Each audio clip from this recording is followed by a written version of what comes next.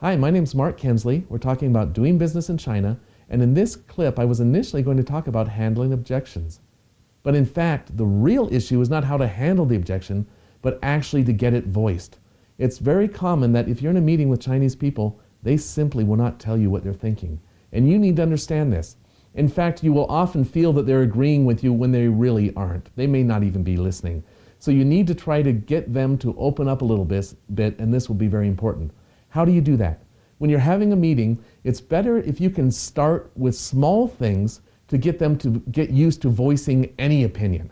For example, is it too hot in here? Is it too cold in here? It doesn't matter. You want them to voice an opinion. That way, they will get in a mode more of being able to talk a little bit and say what they are thinking. You really need to bring that out. So if you have an issue, if you may be talking about some feature or benefit of your product, but that may be a feature that they have no interest in.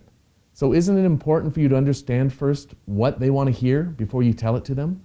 Well, in a Western business society, you do that through a process called probing. You just sit with them for several minutes, you chat with them, you get to know them a little bit, and you start to understand what they're thinking so that you know what type of approach to take with them.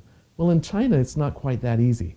And it may take actually a series of meetings, and more important, between those meetings, to have meals with them. We've discussed meals a little bit, and I'll talk more in detail about that in the future, but it's very, very important that you have casual meals with your counterparts so that you can understand what their issues are, what they are thinking, so you'll know what their objections are, and you'll know how to handle them.